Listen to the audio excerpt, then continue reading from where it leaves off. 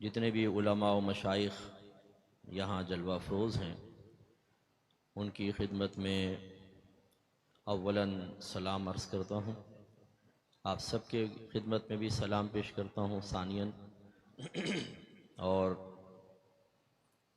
رات کے اس پہر جلوہ افروز ہو کر چند کلمات سماعت فرمانے کا شکریہ ادا کرتا ہوں، اور خصوصاً اپنے میزبان علامہ شہباز الحق صاحب زیدہ مجدہ کا شکر گزار ہوں کہ آپ نے یہاں چند کلمات کہنے کا موقع فراہم کیا.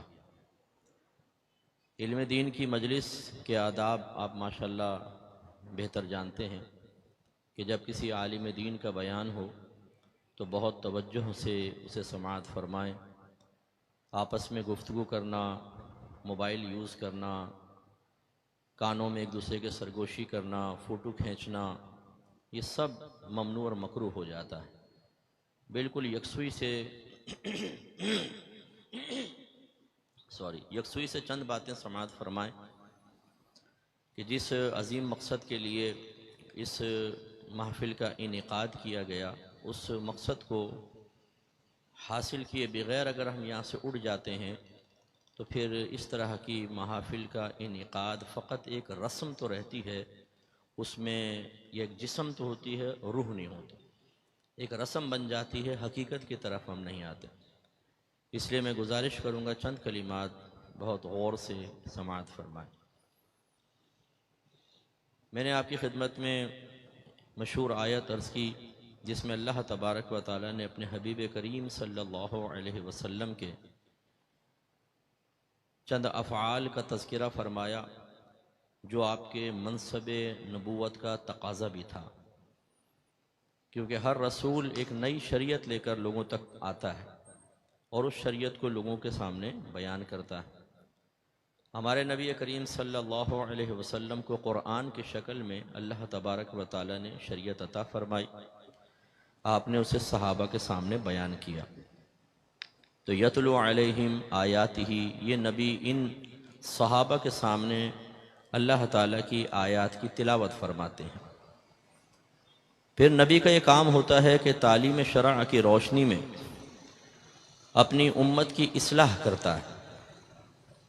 تعلیم شرع مختلف چیزوں پر مشتمل ہوتی ہے. ایک عقائد اصلاح، سب سے بڑی چیز کہ ہر نبی کی امت میں کچھ غلط عقیدے رائج ہو جاتے ہیں یا آباء و اجداد سے چلتے چلے آ رہے ہوتے ہیں. جب اللہ تعالیٰ کسی نبی کو مبعوث فرماتا ہے تو وہ اصلاح کی عقائد کی اصلاح فرماتا ہے، اصلاح عقائد کا فریضہ سر انجام دیتا ہے. اسی طریقے سے پھر ان کے سامنے کچھ ایسے افعال متعارف کرواتا ہے جس سے وہ پہلے ناواقف ہوتے ہیں.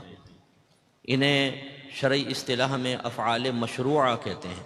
فعل مشروع آپ تو ماشاءاللہ جانتے ہیں علماء کہ فعل مشروع ہوتا ہی وہ ہے جس کا تعارف شریعت پیش کرتی ہے، نبی پیش کرتا ہے.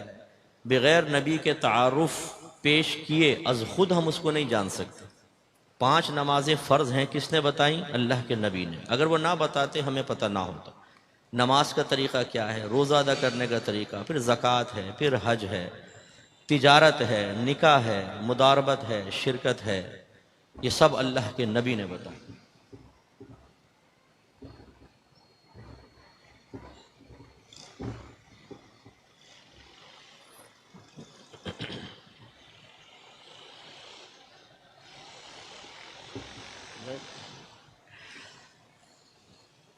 اللہ کے نبی نے عبادات کا تعارف پیش کیا. تیسری چیز ہوتی ہے اخلاق، کردار، اس کی اصلاح اور اس کو عروج تک پہنچانا. اور اس کے لیے یقینی سی بات ہے کہ صغیرہ کبیرہ ظاہری باطنی گناہ سے انسان بچتا ہے، تب یہ اخلاقی قدر حاصل ہوتی ہے. اسی طرح عرف میں، معاشرے میں جو خلاف مروت کام ہوتے ہیں اس کی نشاندہی نبی کرتا ہے کہ یہ کام چھوڑ دیجئے.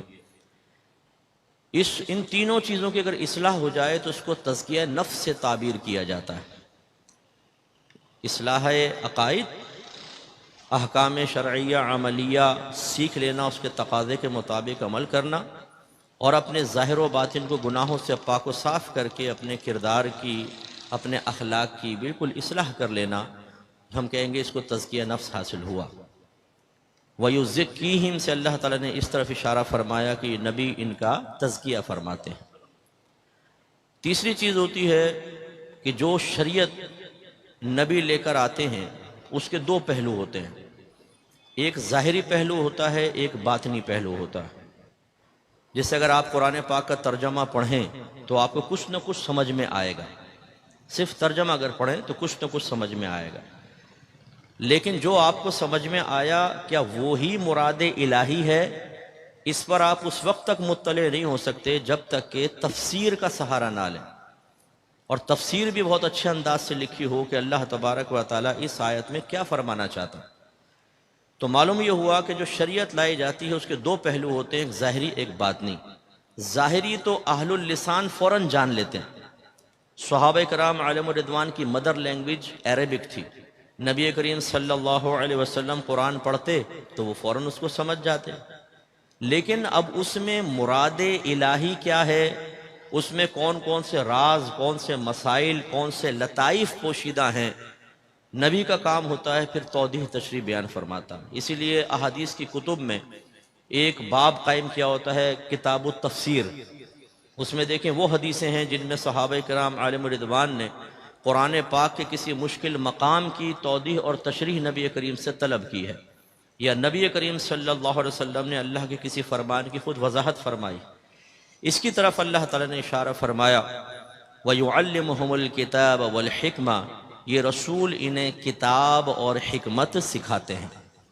کتاب سے مراد کتاب اللہ ہے، اور ایک قول کے مطابق حکمت سے مراد باطنی معانی ہے، یعنی کتاب سے مراد جو ظاہر قرآن ہے، جو صحابہ کرام اہل اللسان ہونے کی بنا پر فوراً سمجھ جاتے تھے، اور حکمت سے مراد وہ باطنی لطائف اور نکات ہیں جو ظاہری مطالعے سے حاصل نہیں ہوتے بلکہ متکلم یا شارح کی وضاحت سے ہی حاصل ہو سکتے ہیں۔ اور ایک قول کے مطابق حکمت سے مراد حدیث ہے کہ یہ نبی انہیں کتاب اور حدیث سکھاتے ہیں، اللہ کا کلام بھی سکھاتے ہیں اور اپنا کلام بھی بیان فرماتے ہیں۔ یہ تین بڑے مقصد ہیں جن کو اللہ کے نبی نے کما حقہ پورا فرمایا۔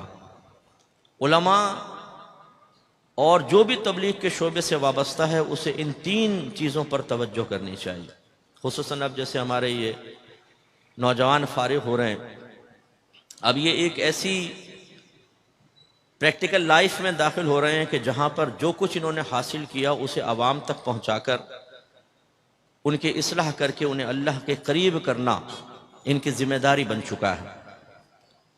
پہلے استاد پڑھاتا ہے، قرآن بیان کرتا ہے، استاد اصلاح کرتا ہے، استاد شاگرد کا تزکیہ کرتا ہے، ان کی تربیت کرنے کی کوشش کرتا ہے، انہیں کتاب اور حکمت سکھاتا ہے، اور جب بچے اس قابل ہو جاتے ہیں کہ وہ ان چیزوں کو حاصل کر لیتے ہیں تو اب ان کی باری آتی ہے کہ وہ دوسروں تک اس کو پہنچائیں۔ تو جتنے یہاں علماء تشریف فرما ہیں، مجھ سمیت، لوگ ہمیں عالم مفتی کہتے ہیں، مجھ سمیت ہم اس دور سے گزرے ہیں کہ ہم نے اپنے اساتذہ سے قرآن اور حدیث کا علم سیکھا، انہوں نے اصلاح فرمائی، تزکیہ فرمایا، پھر اپنی ذاتی کوششوں کو بھی دخل ہوتا ہے لیکن انہی کی برکات سے، اور اسی طرح بہت کچھ سیکھنے کے بعد پھر سکھانے کا پروسیس شروع ہوا۔ تو اب ان کی یہ بھاری ذمہ داری ہے کہ یہ جو کچھ انہوں نے حاصل کیا اسے لوگوں تک پہنچائیں۔ اچھا، ابھی اس میں بھی دو قسم کے ہوتے ہیں۔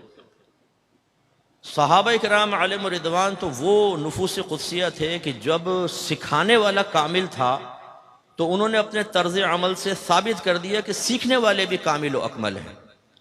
سرکار نے قرآن سنایا تو بہت غور سے سنا، سرکار نے تزکیہ نفس کیا جس میں عقائد کی اصلاح فرمائی، انہوں نے قبول کی، سرکار نے ان کو احکام شرعیہ عملیہ بیان فرمائے، اس کے مطابق انہوں نے اپنی تجارت کو، مداربت کو، شرکت کو، باہمی معاملات کو ڈھال لیا، اسی کے مطابق، اس کے تقاضے کے مطابق عمل شروع کیا۔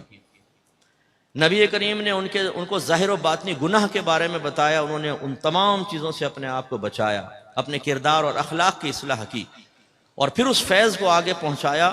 تو تو پوری دنیا میں اسلام پھیلا. تو ان پر تو ہم دوسرے پہلو پر کلام کر ہی نہیں سکتے. لیکن عام طور پر طلباء میں دو گروہ ہوتے ہیں. ایک وہ جو صحابہ کرام علیہم رضوان کے طریقے پہ چل رہے ہوتے ہیں کہ وہ غور سے چیز کو سنتے ہیں، وہ اس کو سمجھتے ہیں، اسے یاد رکھتے ہیں، اپنی ذمہ داری کو محسوس کرتے ہیں، پھر ساتھ ساتھ اپنا تزکیہ نفس کرتے ہیں. وہ احکام بھی سیکھتے ہیں، ان کو اپنی ذات پر نافذ کرتے ہیں، پھر اپنے کردار کی اصلاح کرتے ہیں، اپنے آپ کو صغیرہ کبیرہ ظاہری باتیں گناہ سے بچاتے ہیں. تو گویا کہ وہ ایک صحابی کا عکس بن جاتے ہیں، جسے انہوں نے نبی کریم صلی اللہ علیہ وسلم کی تعلیم کے جواب میں طرز عمل اختیار کیا، وہ بھی ویسے ہو جاتے ہیں. تو وہ برکات تو خیر ہمیں حاصل نہیں ہو سکتی جو صحابہ کرام کو ہوئی، لیکن ان برکات میں سے بہت بڑا حصہ حاصل ہوتا ہے کہ وہ معاشرے کے بہت بڑے ایک طبقے کو علم بھی سکھا دیتے ہیں، ان کی اصلاح بھی کر دیتے ہیں، انہیں نفس و شیطان کے راستے سے ہٹا کے اللہ اس کے رسول کے راستے پہ لگا دیتے ہیں، ان کو پشتوں سے پکڑ کر جہنم کے راستے سے ہٹا کے جنت کے راستے پہ لگا دیتے ہیں. اور کچھ طالب علم ایسے ہوتے ہیں کہ جو رسمی طور پر ان چیزوں سے تعلق رکھتے ہیں.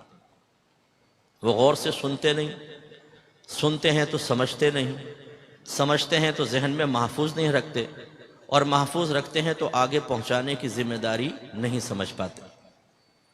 تو لہٰذا بہت سے تو کلاس میں اونگتے رہتے ہیں، ٹیچر پڑھا رہا ہوتا ہے اور ذہن کہیں اور جا رہا ہوتا ہے ان کا.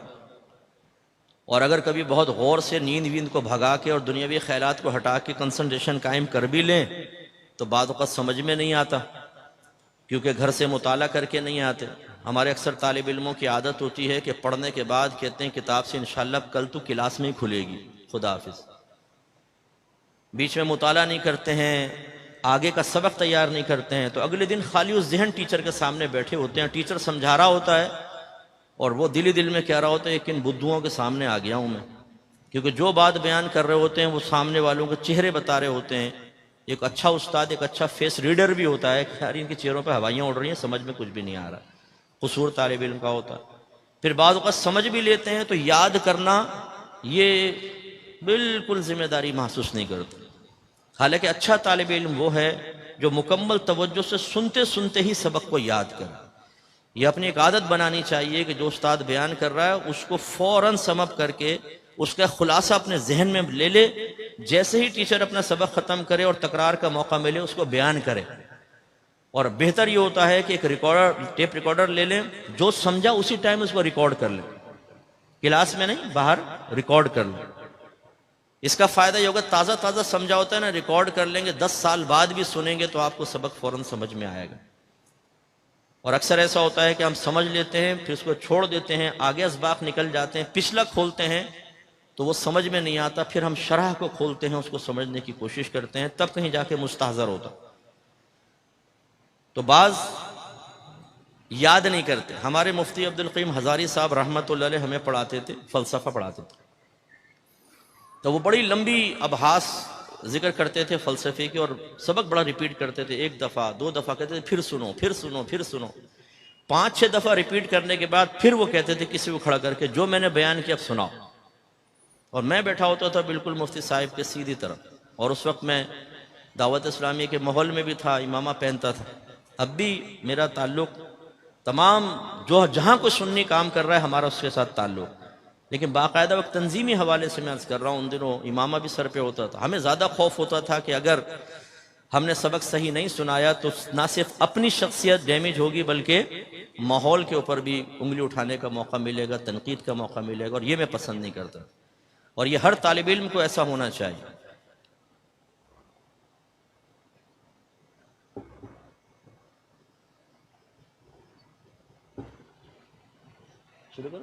بڑی مہربانی.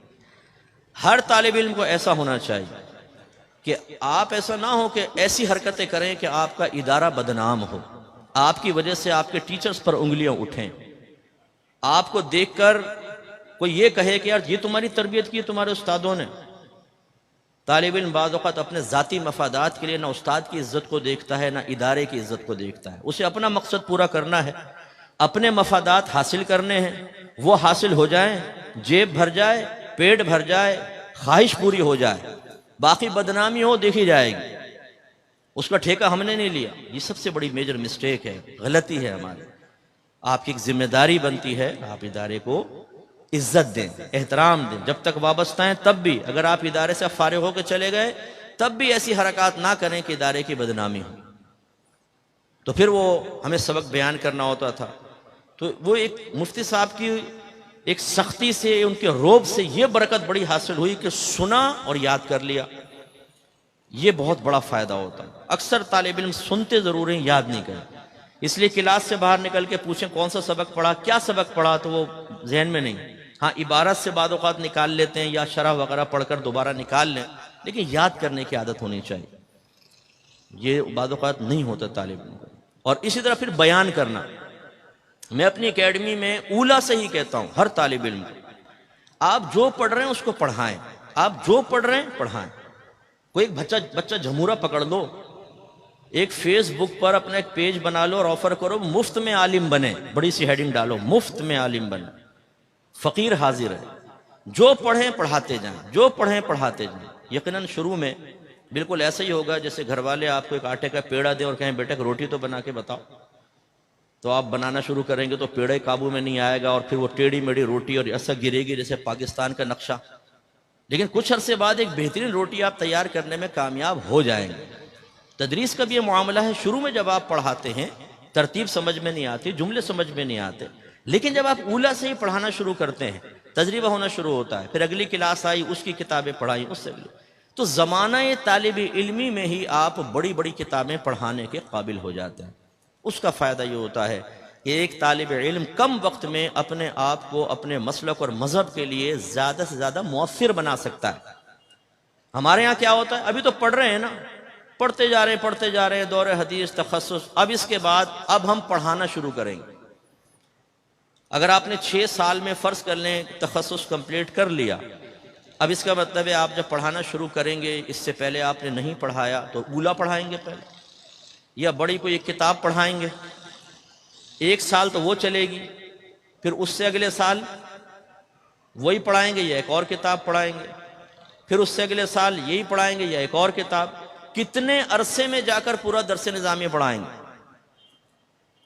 اس لیے ہم نے تو اللہ کا بڑا کرم ہے اپنے اساتذہ کی توجہ کی برکت سے زمانہ طالب علمی میں ہی ساری کتابیں نہ صرف پڑھیں بلکہ 2 3 مرتبہ پڑھا بھی دی تھی. میرے 53 کے قریب اپنے شاگرد تھے جن کو میں پڑھاتا تھا، خود پڑھتا بھی تھا پڑھاتا. فائدہ کیا ہوا، زمانہ طالب علم میں ہی پڑھانے کا ملکہ بھی حاصل ہوا تو آگے ہمیں دقت نہیں ہوئی. تو ایک گروپ طالبہ کا ایسا ہوتا ہے کہ جو نہ غور سے سنتا ہے، نہ سمجھتا ہے، نہ یاد کرتا ہے، نہ وہ آگے ڈیلیور کرنے کے لیے اپنے آپ کو تیار کرتا ہے. پھر ان کی حالت کیا ہوتی ہے. میں جب پڑھ رہا تھا تو ایک طالب علم تھا، ماحول سے وابستہ تھا، وہ اکثر محنت نہیں کرتا تھا. تو میں اس کو کہتا تھا یار تم میرے پاس آ جاؤ، میں تمہیں پڑھا دیتا ہوں، تم اچھے انداز سے پڑھا کرو. تمہاری وجہ سے بعض وقت اساتذہ ڈانٹتے ہیں، ڈپٹتے ہیں اور مطلب تنظیم پر بھی اٹیک کر دیتے ہیں، تو تم ذرا اپنا خیال کرو. اچھا آؤں گا نہیں آؤں گا، یہ کرتے کرتے میں فارغ ہو گیا. میں یہاں پہ تدریس شروع کر دی. وہ کچھ عرصے بعد ملا تو پتہ چلا کہ وہ برگر کی ریڑھی لگا رہا ہے، اس پہ برگر بیچ رہا ہے. تو بیٹا اگر آپ میں سے بھی کوئی اس طرح کی تیاری، کوئی کاٹھیا واڑی چھولے وغیرہ بیچنے کی ترکیب بنا رہا ہو تو مجھے بتا دینا، کبھی ہم بھی آپ کی ریڑھی پہ آ کے چھولے کھا لیں گے. تو جو محنت نہیں کرے گا وہ پھر چھولے ہی لگائے گا. جو اپنے دین کو چھوڑ دے گا تو وہ دنیا میں خوار ہو کے چند ٹکے تو کما کر اپنی فیملی کو تو لے کے چل لے گا، لیکن آخرت میں پچھتاوا اس کا مقدر بنے گا. اس لیے طلبہ کے ان 2 گروہ میں سے کس گروہ میں آپ کو شامل ہونا ہے، اس کے بارے میں غور و تفکر کریں. اور یقینی سی بات ہے سمجھدار یہی فیصلہ کرے گا کہ ہمیں صحابہ کے طرز پہ چلنا چاہیے کہ انہوں نے نبی کریم کے پیغام کو غور سے سنا ہے، سمجھا ہے، ذہن میں محفوظ رکھا ہے اور دوسروں تک پہنچایا. پھر اسی طرح استاد اصلاح کرتا ہے، تزکیہ نفس. ہمارے الفرقان میں اور ہم سے جو وابستہ جتنے بھی ہمارے شاگرد ہیں، تقریباً میرا حسن ظن ہے ہم لوگ تربیت پہ زیادہ توجہ کرتے ہیں. کیونکہ ایک عالم کی اگر تربیت اپنی دانش میں ہم کامل نہ کر سکے، اپنی دانش میں اس لیے کہا کہ واقعی ہم اس میں کامیاب ہیں کہ نہیں تو اللہ ہی بہتر جانتا ہے، لیکن ہم یہ سمجھتے ہیں کہ ہمیں تربیت کرنی چاہیے اور ہم کوشش کرتے ہیں. ایک تربیت یافتہ عالم جب اس معاشرے کا حصہ بنتا ہے وہ اصلاح پیدا کرتا ہے، وہ بگاڑ کو ختم کرتا ہے، وہ بگاڑ کو بڑھنے نہیں دیتا، وہ اپنی ذاتیات کو پیچھے رکھتا ہے، مسلکی اور مذہبی فوائد کو آگے رکھ کر اس کے لیے مؤثر بنتا ہے۔ اور اگر ایک طالب علم استاد کی طرف سے کی گئی تربیت کو قبول نہ کرے، اپنا تزکیہ نہ کرے، تو بڑی معذرت کے ساتھ پھر وہ جب اپر لیول پر آتا ہے، اس کے کچھ متبعین بن جاتے ہیں، تو پھر وہ بڑے بڑوں کی سننے کے لیے تیار نہیں ہوتا، کیونکہ 10 لڑکے یہاں ہیں اور 10 یہاں ہیں، 5 یہاں ہاتھ چوم رہے ہیں، 5 یہاں ہاتھ چوم رہے ہیں۔ پہلے پوسٹر میں کسی عالم کا نام دیکھا تھا، اب حضرت کی بڑی سی شکل کے ساتھ نیچے نام لکھا ہوا ہے، حضرت مولانا علامہ شہباز الحق قادری صاحب دامت برکاتہم العالیہ۔ تو جب ہم تابع ہوتے ہیں ہمارا طرز عمل کچھ اور ہوتا ہے، لیکن جب متبوع بن جاتے ہیں اور وہ متبوع تربیت یافتہ نہ ہو، پھر قوم کا اللہ ہی حافظ ہے۔ امام اعظم ابو حنیفہ رضی اللہ تعالیٰ عنہ بارش کے بعد ایک گلی سے گزر رہے تھے، کیچڑ تھی، سامنے سے ایک نوجوان کو آتے دیکھا تو آپ نے ارشاد فرمایا، بیٹا سنبھل کر چلنا، کہیں پھسل نہ جانا۔ اس نے کہا کہ حضور آپ بھی سنبھل کر چلیں، اس لیے کہ میں گرا تو اکیلا گروں گا اور آپ گرے تو پوری قوم گر جائے گی۔ تو کتنا خوبصورت اس نے جواب دیا، اگرچہ ہم اس کو بے ادبی کہہ سکتے ہیں کہ اتنے بڑے امام سے ایسی بات کہی، لیکن اس نے بڑی پیاری زمانی بات کہی کہ میں گروں گا تو میں عام آدمی ہوں، اکیلا گروں گا، لیکن آپ قوم کے امام ہیں، آپ اگر اعلانیہ طور پہ کوئی غلطی کریں گے، آپ کوئی غلط بات کہہ دیں گے، آپ غلط عمل اختیار کریں گے، آپ کسی غلطی کی حوصلہ افزائی کریں گے، آپ غلط لوگوں کا ساتھ دیں گے، آپ کسی غلط گروپ کو اوپر لے کر آئیں گے، تو جتنے لوگ پھر اس کی اتباع کریں گے ان سب کا وبال آپ پر ہوگا۔ اب ہمارے ہاں ایسا ہی ہوتا ہے کہ ابھی شاگرد تھے تو استاد کے ہاتھ چوم رہے تھے سب کچھ، جب فارغ ہوئے اللہ نے ایک مقام عزت دیا تو کون استاد اور کون ادارہ اور کون شاگرد، پھر ان کی تقریریں آپ دیکھیں۔ میرے ایک شاگرد تھا، بلکہ ہے شاگرد، اس نے ایک عالم دین کے خلاف کچھ لکھا تو میں نے ان کو سمجھانے کی کوشش کی کہ اختلاف اچھی چیز ہے، علمی اختلاف، لیکن اس کو پبلکلی نہ لے کر آؤ، اس میں نقصان ہوتا ہے ہمارے مسلک اور مذہب کا، آپ ایسا نہ کرو۔ کیسے نہ کریں؟ انہوں نے بحث شروع کی، جب بحث کی تو میں نے پھر ٹھیک ہے، میں نے کہا بھئی آپ کی مرضی، میں کیا کر سکتا ہوں، کیونکہ جب باپ بوڑھا ہو جائے اور بیٹا جوان ہو جائے اور اس کو جوانی اور طاقت کا احساس ہو جائے تو بوڑھے باپ کو پھر وہ عزت نہیں دیتا جو اس کو دینی چاہیے، پھر وہ آنکھوں میں آنکھیں ڈال کر اور سینے پہ چڑھ کر گفتگو کرتا ہے، وہ احساس دلانے کی کوشش کرتا ہے کہ حضور اب میرے ڈولے زیادہ سخت ہیں، آپ کے نرم ہو چکے ہیں، اب میں آپ سے قد میں اوپر ہوں، آپ کو ضعف کی وجہ سے کمر جھک چکی ہے۔ ہم نے کہا بھئی آپ کی مرضی ہے، ہم نے اس کو بلاک کر دیا، کیونکہ ہم ایسے شخص سے بالکل میں اس کو لائک نہیں کرتا ہوں کہ جو معاشرے میں کسی قسم کا فتنہ فساد کا سبب بنے۔ اور پھر میں نے سنا، اب واللہ عالم کی سچ کہا یا جھوٹ کہا کسی نے، کہ کسی کو وہ کہہ رہا تھا کہ میں نے کوئی اکمل کا کلمہ پڑھا ہے کہ میں ان کی بات مانوں گا۔ بات تو بالکل ٹھیک کہی، میں نے کہا بالکل صحیح کہا، بالکل صحیح جا رہا ہے یہ۔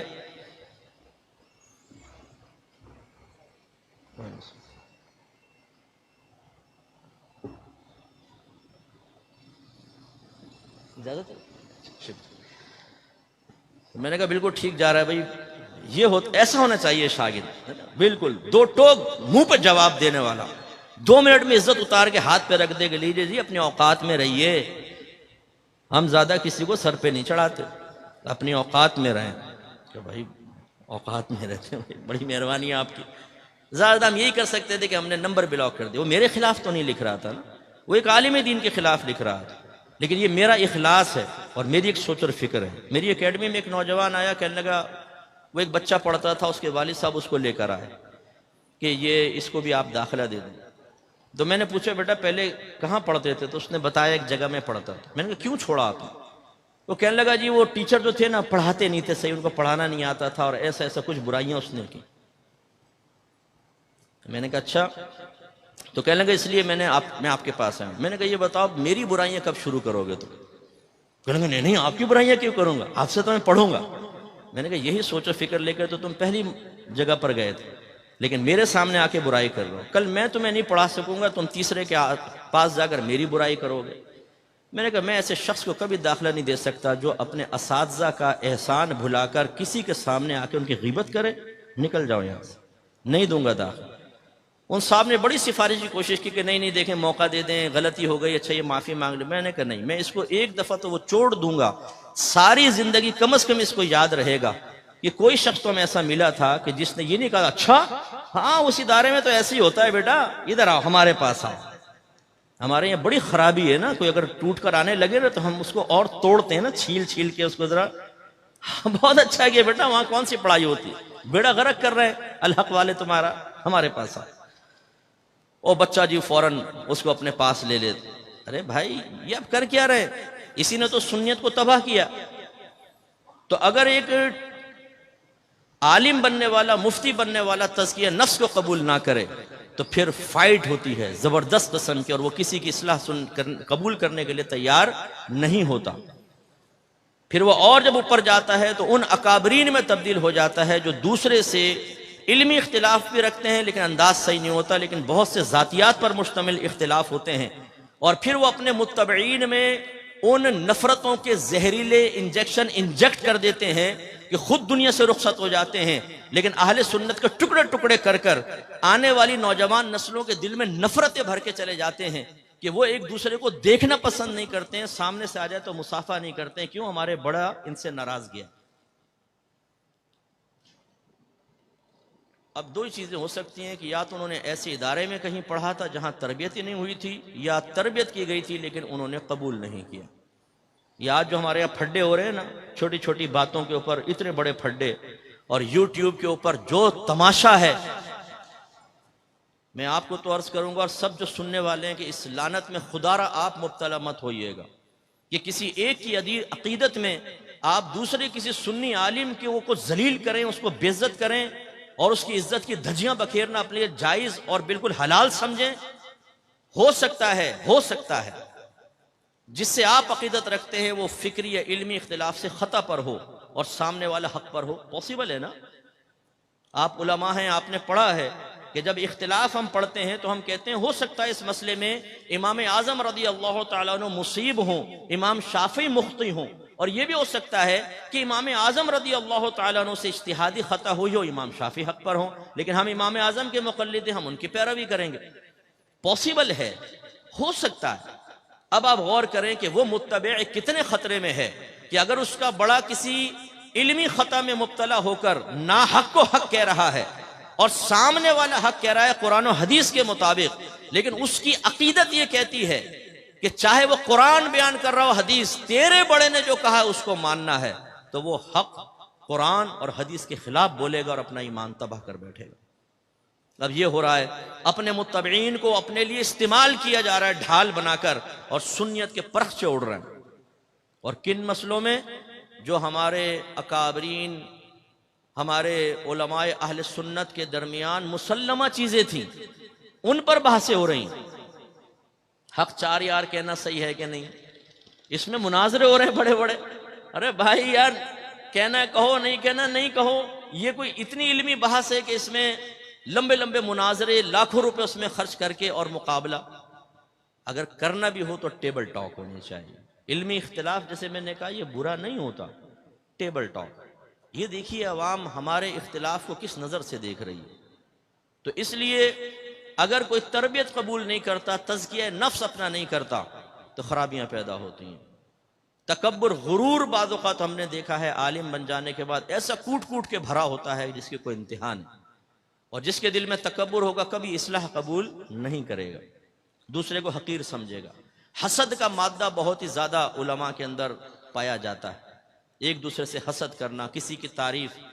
یعنی اس میں بھی جھگڑا ہوتا ہے کہ اگر ایک پوسٹر لگائے نا، شہباز کا نام بیچ میں گول میں بڑا سا کر دیا اور مفتی اکمل کا نیچے چھوٹا سا کر دیا، تو اس میں اختلاف کروں گا میں کہ یار اس کا بیچ میں میرا نیچے، اس کا اتنا بڑا نام اور میرا اتنا سا، تم نے مجھے بے عزت کر دیا، میں نہیں آتا. اب یہ اگر کوئی اس طرح کی بات کہتا ہے، کیا اس کا تزکیہ نفس ہو چکا ہے؟ اتنا نفس اس پر غالب ہے کہ وہ بیچ میں نام آ جائے اور بڑا آ جائے تو وہ ساتویں آسمان پہ پہنچ جائے گا، اور اگر چھوٹا نام لکھ دیا اور سائیڈ میں لکھ دیا تو ساتویں زمین کے تحت الثری میں پہنچ گیا. ارے بھائی، جیسے بعض کہتے ہیں میں اس کے پاس آئندہ نہیں جاؤں گا. کیوں؟ میں گیا تھا چائے تک کو نہیں پوچھا. ارے بھائی، تیری عزت کیا ایک چائے کی پیالی ہے؟ کہ چائے کی پیالی نہیں ملی تو زمین کے اندر چلا گیا؟ نہیں، میں نہیں دی کوئی بات نہیں. ملا تو ہے نا، پیار محبت سے بٹھایا تو ہے، جس کا پھر تزکیہ نفس نہیں ہوتا وہ اپنا احتساب نہیں کرتا، چھوٹی چھوٹی باتوں کو بنیاد بنا کر اور لڑائی جھگڑا فتنہ فساد اختلاف رائے. اس لیے ہر مکتب فکر میں ہوتا ہے، لیکن ہمارے مکتب فکر میں لیگ پولنگ میں مہارت تامہ حاصل ہے، ٹانگیں کھینچنے. ہم کہتے ہیں کہ بھائی اگر یہ اوپر گیا تو خامخواہ تکبر میں مبتلا ہوگا. شیطان تکبر میں مبتلا ہوا، ابا واستکبر وکان من الکافرین، اس نے انکار کیا، تکبر کیا اور کفر کرنے والوں میں سے ہو گیا. تو یہ بھی بیچارہ ایسا نہ ہو جائے، اس کی ٹانگ کھینچو، اس کو مٹی میں ملاؤ. دانا مٹی میں ملتا ہے تو درخت اور پودا نکلتا ہے اور پھل پھول دیتا ہے. اس کو عاجزی کا درس دو. یہ ٹانگ کھینچی سیدھا نیچے. لڑ رہے ہیں علاقوں کے اندر، اپنے متبعین کو لڑوا رہے ہیں، انہیں خراب کر رہے ہیں، کوئی پرواہ نہیں ہے کہ نتیجہ کیا نکلے گا. اس کا مطلب ہے کہ تزکیہ نفس کو قبول نہیں کیا گیا. اچھا، ہو سکتا ہے کسی کا انتقال ذہن صحابہ کرام کے آپس کے مشاجرات کے بارے میں چلا جائے. بھئی ان میں بھی باہم اختلاف ہوئے ہیں، علمی اختلاف بھی ہوئے ہیں، دیگر اختلاف بھی ہوئے ہیں. آج کل یہ ایک لہر بھی چل رہی ہے. اس سلسلے میں بس ایک بنیادی بات یاد رکھیے گا، اللہ تبارک و تعالیٰ کی ذات قدیم ہے، ہمیشہ سے ہے، اس کی کوئی ابتدا نہیں. ایسی اس کی صفات بھی ہمیشہ سے ہیں، کیونکہ جب ذات ہمیشہ سے ہے صفات بھی ہمیشہ سے. اور اللہ تعالیٰ کی صفات ذاتیہ میں ایک علم ہے اور دوسرا کلام بھی ہے، یہ دو بھی ہیں. اللہ تبارک و تعالیٰ کا کلام ازلی، اللہ کا علم ازلی. اس کا مطلب ہے صحابہ کرام تو ابھی پیدا بھی نہیں ہوئے، اللہ تبارک و تعالیٰ کا ان کے بارے میں ارادہ موجود، اللہ تعالیٰ کا ان کے بارے میں کلام موجود. اللہ نے قرآن میں فرمایا رضی اللہ عنہم ورضوا عنہ، اللہ تعالیٰ ان سے راضی ہو گیا، وہ اللہ سے راضی ہو گئے. اس کا مطلب ہے اللہ تعالیٰ سب جانتا ہے کہ صحابہ کے مابین کیا ہونے والا ہے، کیا کیا معاملے ہوں گے. اس کے باوجود ازل سے اعلان فرمایا اللہ ان سے راضی اور وہ اللہ سے راضی. اس لیے اللہ نے ان کے لیے چونکہ رضا کا اعلان کر دیا تو ان کی طرف تو توجہ کرنی نہیں چاہیے، ہمیں اپنی طرف توجہ کرنی چاہیے. ہم کیا کر رہے ہیں؟ آپس میں ایک دوسرے کے گریبان پکڑ کے جھنجھوڑنا اور اس اختلاف کو ختم نہ کرنا، اور پھر یہ کہنا میں تو یہ کتا کمینہ ہوں. ارے بھائی، یہ عاجزی کے الفاظ کہنے کا کیا فائدہ ہے؟ میں کتا کمینہ ہوں. سامنے والے کو آپ معاف کرنے کے لیے تیار نہیں، اسے بڑا سمجھنے کے لیے تیار نہیں، اسے پاؤں کی جوتی کی مثل آپ نے سمجھا ہوا ہے، اس سے ہاتھ تک ملانے کے لیے آپ تیار نہیں ہیں. کتے کمینے. عاجزی تو یہ ہے کہ آپ کہیں کہ یار تم مجھ سے افضل ہو، میں تم سے کمتر ہوں، میری غلطی ہوگی تمہاری نہیں، مجھے معاف کر. میرے آقا صلی اللہ علیہ وسلم نے ارشاد فرمایا کسی مسلمان کے لیے جائز نہیں کہ اپنے دوسرے مسلمان سے 3 دن سے زیادہ ناراض رہے، اور ان میں افضل وہ ہے جو سلام میں پہل کرے. اور ایک روایت میں اگر سلام میں پہل کرتا ہے اور دوسرا اس کو قبول نہیں کرتا تو پھر گناہ اور وبال اس پر ہے. لیکن ہمارا قلبی تکبر اتنا بڑا ہوتا ہے، میں ملوں، میں جا کے ہاتھ ملاؤں، میں اس سے معافی مانگوں. یہ میں نے ہمیں تباہ کر دیا. غلط چیز. آپ عالم بن رہے ہیں، آپ لوگ اگر اپنے کلاس کے کسی مسئلے کو کہ تو نے میری شکایت کی تھی نا شہباز صاحب سے، بیٹا اب عالم بننے دے، اب بتاتا ہوں تجھے، میں اپنی مسجد میں ہر جمعے میں تیرے بارے میں نہ تیرے خلاف بولوں نہ پھر بولنا. لیجئے بھائی، آپ پہنچ گئے اب اپنے ہتھیار سنبھال کے، چھریاں تیز کر کے. اللہ نے عزت دی تھی کہ اس کو استعمال کر کے لوگوں کو نفس و شیطان سے بچاؤ. اللہ نے وقار دیا تھا کہ لوگوں کے ذہنوں کو پاکیزہ کرو. اللہ تعالیٰ نے مقام عزت پر بٹھایا تھا کہ لوگوں کو اپنے گرد کر کے انہیں اللہ کے قریب کرو. آپ نے چھریاں تیز کر لیں اپنے تمام باطنی خباثتوں کو پورا کرنے کے لیے. نتیجہ کیا نکلے گا؟ جتنا اللہ تبارک و تعالیٰ نے کسی کے لیے ازلی فیصلہ کر چکا ہے، یہ کیا ہوا ہے، اس سے زیادہ آپ کچھ نہیں کر سکتے. نبی کریم صلی اللہ علیہ وسلم نے حضرت ابن عباس رضی اللہ تعالیٰ عنہ سے فرمایا کہ ابن عباس، اگر ساری دنیا تجھے نفع پہنچانے پر جمع ہو جائے تو اتنا ہی نفع پہنچا سکتی ہے جتنا اللہ نے تیری قسمت میں لکھا ہے، اور اگر یہ سارے تجھے نقصان پہنچانے پر مجتمع ہو جائیں تو اتنا ہی نقصان پہنچا سکتے ہیں جتنا اللہ نے تیری قسمت میں لکھا. کتنا نقصان پہنچا لیں گے آپ؟ کرو غیبتیں، کرو چغلیاں، کھینچو ٹانگیں، کرو کسی کے متبعے کو اس کے متبوع سے بدزن، کتنا کر لو گے بھائی جان؟ اتنا ہی کر لو گے جتنا اللہ نے قسمت میں لکھا ہے، لیکن نتیجہ کیا نکلے گا؟ تم ذلیل و رسوا ہو جاؤ گے آخرت میں۔ بعض اوقات اللہ تبارک و تعالی، میں ہمیشہ یہ کہتا ہوں، یہ اس سے ڈرنا چاہیے، مجھے بھی ڈرنا چاہیے۔ یہ عوام بیٹھی ہے نا، ہو سکتا ہے ان میں سے کوئی مجھ سے زیادہ اللہ کی بارگاہ میں مقبول ہو، اور میں اپنے ذاتی مفاد کی وجہ سے، ذاتی مفاد، دینی مفاد نہیں، اس میں ناراضگی بالکل حق اور سچ ہے، اور میرے آقا صلی اللہ علیہ وسلم کی سنت ہے، لیکن ہو سکتا ہے میں ذاتیات کی خاطر کسی کو عام سمجھتے ہوئے اس سے انتقام لینے کی کوشش کروں، اور وہ اللہ کی بارگاہ میں مجھ سے زیادہ مقبول ہو، تو گویا کہ میں اللہ کے ایک مقبول اور محبوب بندے کے خلاف کارروائی کر رہا ہوں۔ اس کی تباہی نہیں ہوگی، تباہی میری ہوگی۔ یہ کیوں نہیں سوچتے ہم علماء کہ یار میں اس کے خلاف غیبت کر رہا ہوں، چغلی کر رہا ہوں، اس کی ٹانگیں کھینچ رہا ہوں، کیا آپ کے پاس کوئی سرٹیفکیٹ ہے؟ کیا اللہ نے آپ سے وعدہ کر لیا ہے کہ آپ زیادہ مقبول ہیں، وہ غیر مقبول ہے؟ آپ اللہ کے زیادہ پیارے ہیں، وہ کم پیارا ہے؟ ہو سکتا ہے وہ زیادہ پیارا ہو سکتا ہے وہ زیادہ اللہ کی بارگاہ میں مقبول ہو، اور آپ اس کی غیبت کر رہے ہیں، آپ اس کی چغلی کر رہے ہیں، آپ اس سے وابستہ لوگوں کے ذہن خراب کرتے ہیں، ان کے دلوں میں نفرت کے بیج ڈالتے ہیں۔ مجھے دیانتداری سے جواب دیں گے آپ سب، یہ کام انسان کا ہے کہ شیطان کا؟ زور سے بولے۔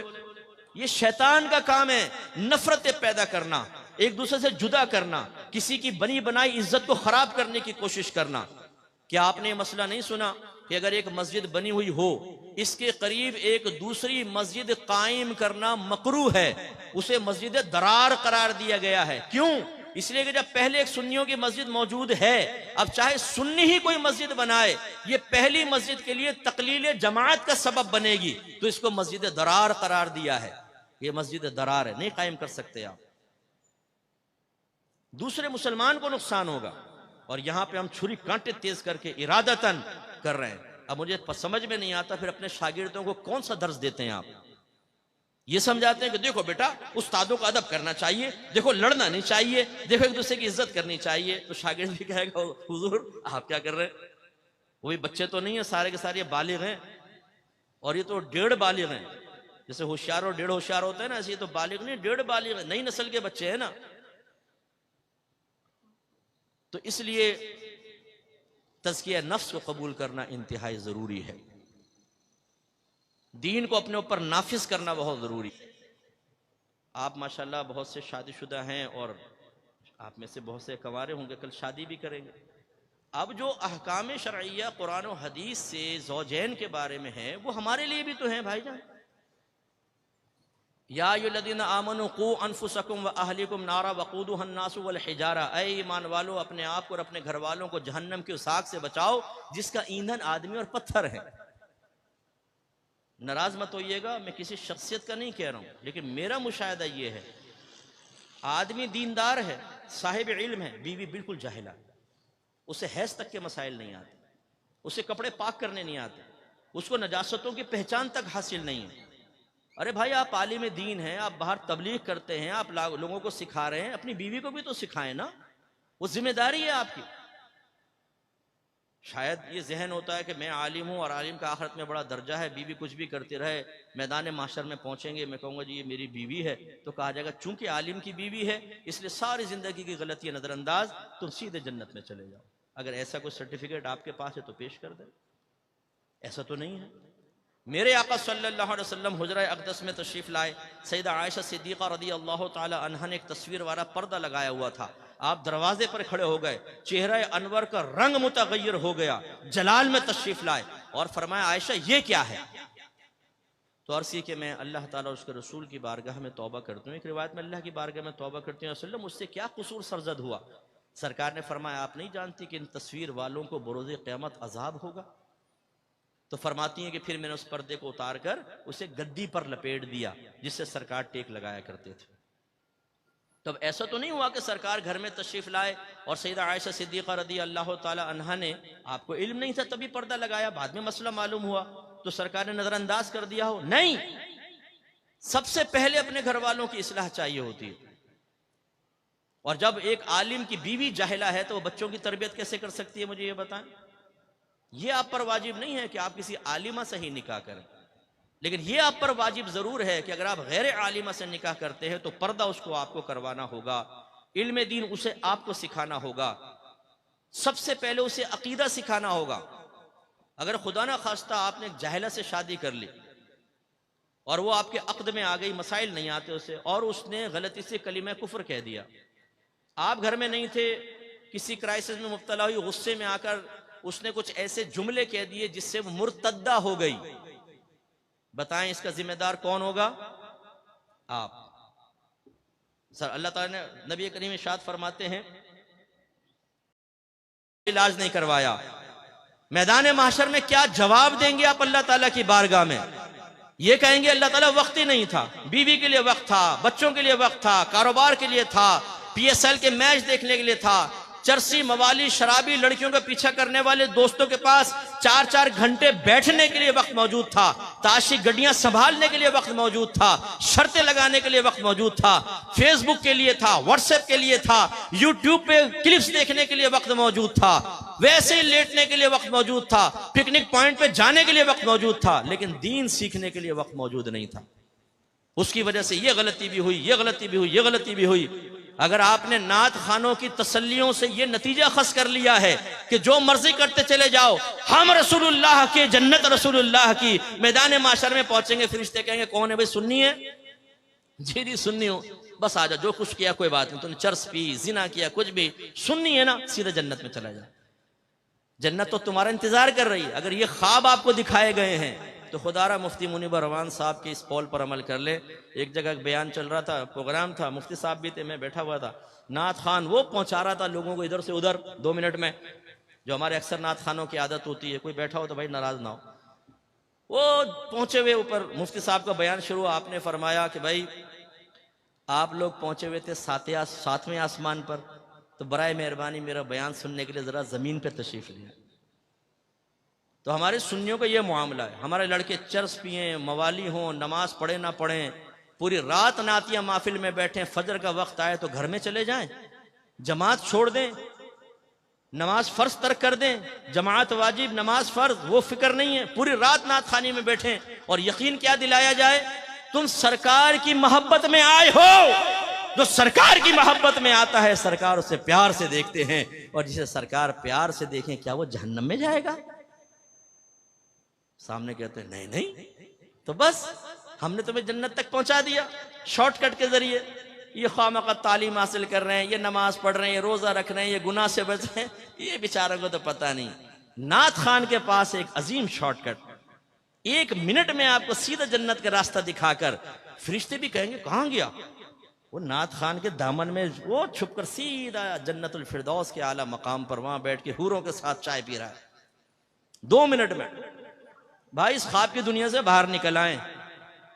آپ پہ اور مجھ سے بڑے صحابہ کرام عاشق رسول تھے، ان کی کوئی ایک مثال ایسی بتائیں کہ انہوں نے نبی کریم کے فرمان سننے کے بعد ایک کان سے سنا، دوسرے کان سے نکالا، اور انہوں نے یہ عرض کیا ہو معاذ اللہ کہ آپ کا بنایا ہوا معیار ٹھیک ہے، یہ آپ اپنے پاس رکھیں، لیکن ہم یہ کہتے ہیں کہ آپ کی محبت ہمیں جنت تک پہنچائے گی، لہٰذا ان تکلفات کی ضرورت نہیں، ہم ویسے جنت میں پہنچ جائیں گے. ہے کوئی صحابی ایسا؟ نہیں. وہ عشق میں کامل و اکمل تھے، تو کس وجہ سے تھے کہ انہوں نے نبی کریم کی اطاعت کی. آج ہمارے سنی نعرہ لگاتے ہیں غلامی رسول میں موت بھی قبول ہے، جو ہونا عشق مصطفیٰ تو زندگی فضول ہے. پھر ایک دوسرے کو دیکھتے ہیں کیسا لگا نعرہ، دوسرا کہتا ہے واہ کیا نعرہ لگایا تم نے یار، بلڈ سرکولیشن تیز ہو گئی. اچھا بھائی کر لے تیز. اب یہ نعرہ بھی لگا کہ غلامی رسول میں داڑھی بھی قبول ہے، کیونکہ سرکار نے فرمایا داڑیاں بڑھاؤ، مونچھیں چھوٹی کرو، اور یہودیوں کی صورت مت بنو. یہ نعرہ لگا غلامی رسول میں باقاعدہ علم دین سیکھنا بھی قبول ہے، کہ آپ کے نبی نے فرمایا طلب العلم فریضۃ علی کل مسلم، علم کا حاصل کرنا ہر عاقل بالغ مسلمان مرد و عورت پر فرض ہے. اپنے گھر والوں کو نیکی کا حکم دیں، برائی سے روکیں، کیونکہ اللہ نے فرمایا وَأْمُرْ أَهْلَكَ بِالصَّلَاةِ وَاصْطَبِرْ عَلَيْهَا لَا نَسْأَلُكَ رِزْقًا نَحْنُ نَرْزُقُكَ. اپنے گھر والوں کو نماز کا حکم دے اور خود بھی اس پر ثابت قدم رہے، ہم تم سے رزق کا سوال نہیں کرتے، رزق تو ہم تمہیں عطا فرمائیں گے. یا ایھا الذین آمنوا قوا انفسکم واہلکم نارا وقودها الناس والحجارہ، وہ میں نے آیت پہلے بھی آپ کو سنا. تو کرے اپنے گھر والوں کی اصلاح. بیوی پڑی فجر میں خراٹے لے رہی ہے، شرم و حیا نہیں ہے کہ بیوی کو اٹھاؤ. جوان بیٹا پڑا سو رہا ہے، یہ نہیں کہ لات مار کے اٹھائیں کمبخت اٹھ. ہاں اگر گورنمنٹ آف پاکستان یہ اعلان کر دے جو فجر کی نماز با جماعت ادا کرے گا اس کو 5,000 روپے ملیں گے. یہی ابا ہوگا، یہی تھکا ہارا بیٹا، یہی زلفوں کی اسیر بنانے والی لیلا. پھر اس مجنون کو اور اس ابا کو دیکھیں آپ، لات مار کے نہ اٹھائے بیٹے کو، کمبخت اٹھ 5,000 کا معاملہ ہے، 5 تیرے 5 میرے 5 چھوٹے بیٹے کے 15,000 روپے روز ایک نماز کے، پھر 5 نماز، پھر مہینے کی کیلکولیشن کر کے ابا کہہ لو اپنے تو وارے نیارے ہو گئے. تو آپ کی بات نہیں کر رہا ہوں، یہ دنیا دار قسم کے لوگوں کی بات کر رہا ہوں. لیکن سوچئے کہ ہم کیا کر رہے ہیں. اسی طرح یہ نعرہ لگائیں کہ غلامی رسول میں ہر گناہ چھوڑنا بھی قبول ہے، کیونکہ میری والدہ سیدہ عائشہ صدیقہ رضی اللہ تعالیٰ عنہ کہتی ہیں کہ نبی کریم صلی اللہ علیہ وسلم اپنے ذات کی خاطر کبھی کسی سے انتقام نہیں لیتے تھے، لیکن جب کوئی اگر اللہ کی نافرمانی کرتا تو سرکار اس سے انتقام لیتے تھے. انتقام کا مطلب اس پہ سزا جاری کرتے تھے، اظہار ناراضگی فرماتے تھے. اگر آپ یہ سمجھتے ہیں کہ نعت خوانی میں بیٹھنے کے بعد میں نماز قضا کروں، میں لڑکی بازی کروں، میں سیکس چیٹ کروں، میں پورن ویب سائٹ کے وزٹ کروں، میں گندی حرکتوں میں ملوث رہوں اور سرکار مجھے محبت بھری نگاہوں سے دیکھیں، تو یہ آپ کی خام خیالی ہے. نافرمانی اور محبت رسول جمع ہو سکتی ہے، اس کا انکار نہیں ہے. شیخ عبدالمحدث دہلوی رحمۃ اللہ علیہ فرماتے ہیں کہ نافرمان اپنے دل میں محبت رسول رکھے یہ ممکن ہے، لیکن فرمایا وہ محبت رسول میں ناقص ہے. اس لیے کہ محبت رسول کا تقاضا یہ ہے، محبوب کا تقاضا یہ ہے کہ محبوب کے کہے پر چلے. لوگ تو اپنے محبوب کے لیے استادوں کو چھوڑ دیتے ہیں، لوگ تو اپنے محبوب کے لیے اکیڈمیوں کو چھوڑ دیتے ہیں، لوگ تو اپنے محبوب کے لیے استادوں سے بدتمیزی کے لیے تیار ہو جاتے ہیں. یہ محبت کا تقاضا ہے، ایسا ہونا چاہیے. محبت کامل محبت، پکی محبت. ایک عورت کی محبت میں انسان سب کچھ قربان کر دے، یہ ہے کامل محبت. بس میں کہتا ہوں کہ اس کی مثل نہیں کہہ رہا ہوں، ایسی محبت ہماری ہونی چاہیے کہ نبی کریم کی محبت میں باپ ناراض ہو، ماں ناراض ہو، دوست ناراض ہو جائے، کوئی بھی ناراض ہو، جب میرے نبی نے فرما دیا تو میں نبی کا کہنا مانوں گا، سب کی ناراضگی مول لوں گا. یہ ہے محبت. یہاں تو نفس و شیطان ہی اتنا غالب ہے، اللہ ناراض ہو، رسول ناراض ہو، نفس و شیطان ناراض نہ ہو، یہ روش صحیح نہیں ہے. تو اس لیے میں آپ سب سے گزارش کرتا ہوں، آئیے الحق اسکالرز اکیڈمی آپ کو دعوت دیتی ہے. یہاں پر آ کر قرآن سنیں، دین سیکھیں، عقائد کی اصلاح کریں، تزکیہ نفس کریں، کتاب اور حکمت سیکھیں. آپ خود بھی سیکھیں، عمر کے کس بھی حصے میں ہوں. میں اپنے بزرگوں سے عرض کرتا ہوں، آئینے میں اپنے سفید بالوں کو دیکھ کر یہ سوچنا کہ اب تو عمر گزر گئی چھوڑ دو، نہیں. ایک بزرگ کے پاس ایک بوڑھا شخص آیا، کہنے لگا میں توبہ کرنا چاہتا ہوں. آپ نے فرمایا کہ بہت دیر سے آئے. اس نے کہا حضور بہت جلدی آ گیا ہوں کیونکہ موت سے پہلے آیا ہوں. تو یہ نہ سوچئے کہ جی ہم نے تو پوری زندگی گزار دی اب کیا علم سیکھے. نہیں، اگر آپ اس طرح چلے گئے تو ہو سکتا ہے جوانی میں کی گئی غلطیوں کا خمیازہ بھگتنا پڑے. سفید بالوں کا مطلب یہ نہیں ہے کہ اگر آپ کی زبان سے جوانی میں کلمہ کفر نکلا تھا تو معاف کر دیا جائے گا. آپ اگر نمازیں قضا کرتے رہے تھے تو صرف آپ کی سفید داڑھی کو دیکھ کر نمازیں قضا کرنے کا گناہ معاف کر دیا جائے گا. یہ کہاں سے آپ نے نتیجہ نکالا؟ آپ بھی سیکھیے اور اپنے بچوں کو اور خصوصاً بیٹیوں کو یہاں ضرور داخلہ کروائیں، علم دین سیکھیں اور پکے سنی بنیں، پکے مسلمان بنیں کہ جو اپنے مذہب کو بیان کرنا جانتا ہو، مذہب کا دفاع کرنا جانتا ہو دلائل کے ساتھ، پھر مجاہدین پیدا ہوں گے. آپ کو پتہ ہے انڈیا میں کیا ہو رہا ہے؟ ایک شخص نے سپریم کورٹ میں درخواست دائر کی ہے کہ قرآن پاک سے 26 آیات کو نکالا جائے، کیونکہ یہ وہ آیات ہیں جو مدارس میں پڑھائی جاتی ہیں جس سے بچے ایکسٹریمسٹ بنتے ہیں اور نفرتیں پیدا ہوتی ہیں. ابھی انڈیا میں اس پہ بحث چل رہی ہے بہت زیادہ. اب یہ فتنوں کا دور ہے. آپ اگر یہ سمجھیں کہ ہم فتنوں سے محفوظ رہیں گے، میں قسم کھا کے کہہ سکتا ہوں کہ آج نہیں تو کل یہ جہالت اور فتنوں کی آگ آپ کو نہیں تو آپ کی نسلوں کو جلا دے گی. خدارا ہوش میں آئیں، ان چیزوں کی قدر کریں. یہ بھی جوان ہے، دیکھیں یہ سب جوان ہیں، ان کی داڑیاں دیکھیں، بالکل جوان لڑکے. انہوں نے اپنی جوانی کو فنا کیا ہے، دین کی خدمت میں لگے ہوئے ہیں.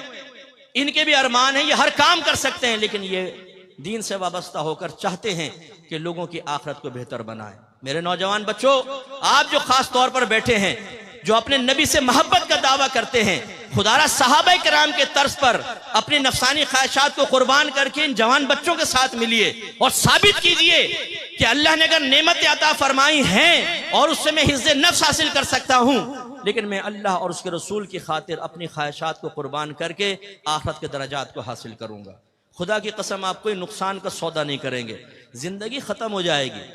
میں تقریباً 18ویں سال میں ماحول میں آیا، آج میری تقریباً 52 ایئرز اولڈ ہوں، میں 52 سال میری عمر ہے، تقریباً 53 میں لگ چکا ہوں۔